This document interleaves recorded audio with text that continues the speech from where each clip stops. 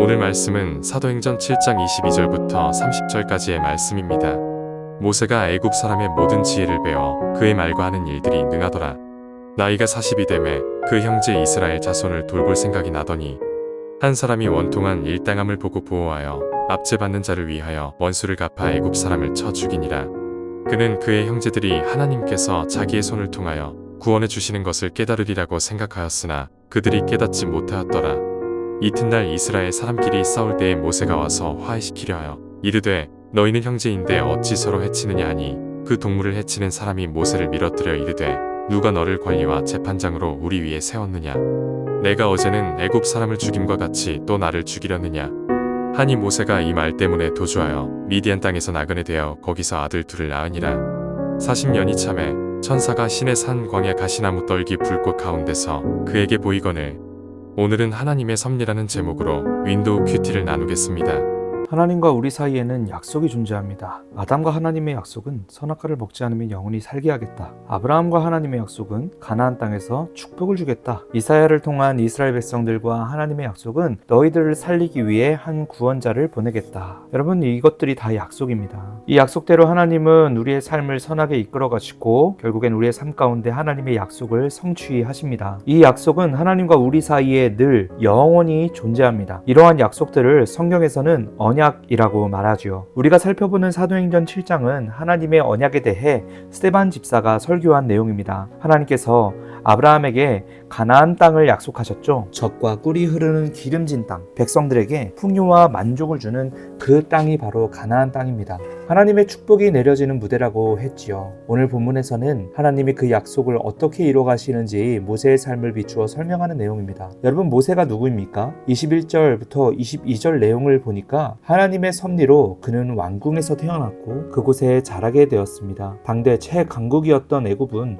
문화적, 교육적 수준이 월등히 높았습니다. 그곳에서 공주의 아들로 자랐으니 소위 말하는 금수저 엘리트 코스를 밟았던 게 바로 이 모세였습니다. 여러분, 겉으로만 봤을 때는 이미 이스라엘을 출애굽시킬 리더로서 손색이 없었습니다. 그러나 24절에 보니 모세가 애굽 병사를 쳐 죽였다고 말합니다. 그리고는 도망자 생활을 40년이나 하게 되지요. 25절에 하나님이 우리 민족을 나를 통해 구원해 주실 거야 라고 확신했던 이스라엘을 해방할 리더 1순위로 손색 없던 스펙을 가진 모세가 졸지에 도망자 신세로 전락하게 되는 것이죠. 여러분, 신앙생활이 이게 어려운 겁니다. 우리는 마치 하나님의 은혜를 생일 선물과 같이 생각합니다. 우리가 이렇게 살아있으니 정기적으로 우리에게 선물이 들어오기를 원합니다. 하나님, 저 사랑하신다고 하니까 이거 꼭 해결해 주세요. 하나님, 저 공부하니까 꼭 이 대학 가게 해주세요. 하나님, 저 이 친구랑 꼭 연애하게 해주세요. 하나님, 전능하시다며요. 그럼 로또 1등 숫자도 이미 다 알고 있겠네요. 저에게 알려주세요. 저 이렇게 열심히 신앙생활 하잖아요. 그러다 보니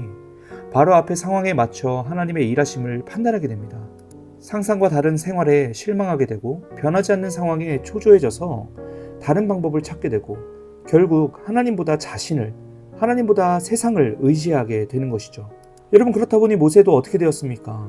25절, 내가 이렇게 애국 군인에게 안갚음하면 하나님이 내 손을 통해 일하시는 것을 우리 민족 사람들이 깨닫겠지. 25절이 이 내용이거든요. 하나님의 섭리가 아니라 하나님의 약속을 기다리며 성실하게 하루하루를 살아가는 것이 아니라 자신의 욕망과 자신이 생각한 세상적인 판단대로 행동하게 되었고 결국엔 가만히 있을 때보다 더 안 좋은 상황으로 치닫게 된 것입니다. 모세가 깨닫지 못한 게 한 가지가 있었습니다. 우리들 눈에도 어렵고 힘들고 사면이 막힌 것 같아 보여도 그 모든 시간은 하나님의 약속이 성취되어져 가는 시간이라는 것, 이것을 모세는 잊고 있었습니다. 하나님이 우리에게 약속하신 선한 결말은 반드시 이루어집니다. 왜냐하면 하나님은 자신의 약속은 반드시 지키는 분이기 때문입니다. 이것을 하나님의 신실하심이라고 표현합니다. 또한 약속하신 것은 반드시 이루실 능력이 있습니다.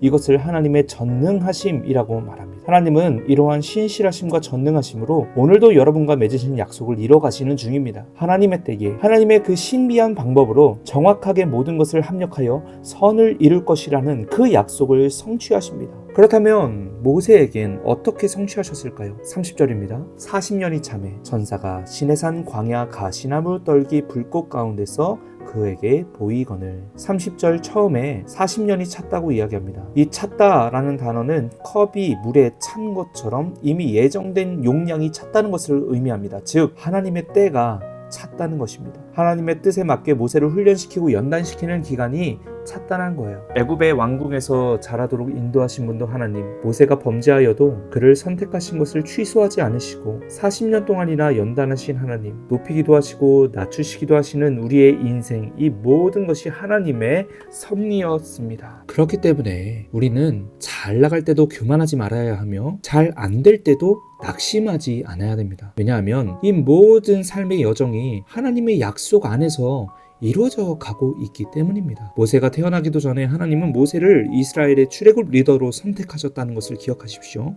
그리고 그렇게 자라게 하셨습니다. 그 40년의 생활로 인해 모세는 광야의 생활에서도 끝까지 하나님을 신뢰하며 백성들을 인도할 수 있었고, 이사야에서 기록된 대로 표현하자면 세상에서 가장 벌레 같은 이스라엘 족속들을 온유하게 포기하지 않고 인도할 수 있었던 것이죠. 만약 애굽의 왕자 시절 엘리트 코스였을 당시에 모세가 이스라엘 백성들을 출애굽 인도하였다면 이스라엘이 40년 출애굽 광야 생활을 다 끝마칠 수 있었을까요? 못했을 것입니다. 모세의 그 혈기에, 그의 성숙하지 못한 신앙에 광야에서 누구는 다시 애굽으로 돌아가고 누구는 금송아지 섬기다가 광야에서 얼어 죽고 뿔뿔이 흩어졌을 것입니다. 그가 40년 동안 도망자 생활로 공고했던 시기는 자신의 성품이 갈고 닦이는 시간이었고 하나님을 온전하게 신뢰할 수 있는 계기가 되었습니다. 자신의 연약한 신앙이 강하게 훈련되는 시기였던 것입니다. 사랑하는 여러분, 하나님은 창세전부터 우리를 위한 계획을 가지고 계십니다. 그리고 그 계획을 이루어가고 계십니다.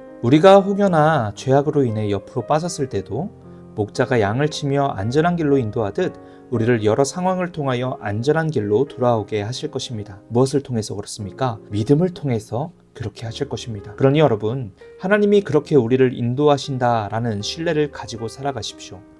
이 신뢰를 말씀과 기도와 예배를 통해 강화시킬 수 있으며 하나님의 약속을 신뢰할 때만이 여러분 삶이 흔들리지 않습니다.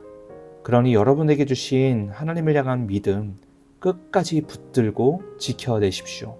그럴 때 모세와 늘 함께 하시고 큰 일을 행하셨던 주님께서 여러분들의 삶을 통해 자신의 큰 일을 나타내시고 하나님의 크고 위대하심을 우리 삶 가운데 나타내실 것입니다. 오늘 하루 하나님의 약속을 붙잡고 주님을 신뢰하며 살아갈 수 있는 저와 여러분들이 되시기를 주님의 이름으로 축복합니다. 기도하시겠습니다. 거룩하신 하나님, 은혜를 감사합니다. 연약한 우리와 선한 약속을 맺으시고 그 약속을 속히 이루어 가시는 그 하나님을 신뢰하며 오늘 내 하루가 캄캄하고 아무것도 보이지 않는 삶을 살아간다 할지라도 하나님을 신뢰하며 주님이 이루어 가시는 신실하신 약속의 성취를 경험하며 살아갈 수 있는 고등이부 가족들 다 되게 하여 주시옵소서. 감사드리며 이 모든 말씀 예수님의 이름으로 기도합니다. 아멘. 우리 이 시간 1분 동안 각자 자유롭게 기도하신 후 삶으로 돌아가도록 하겠습니다. 기도하시겠습니다.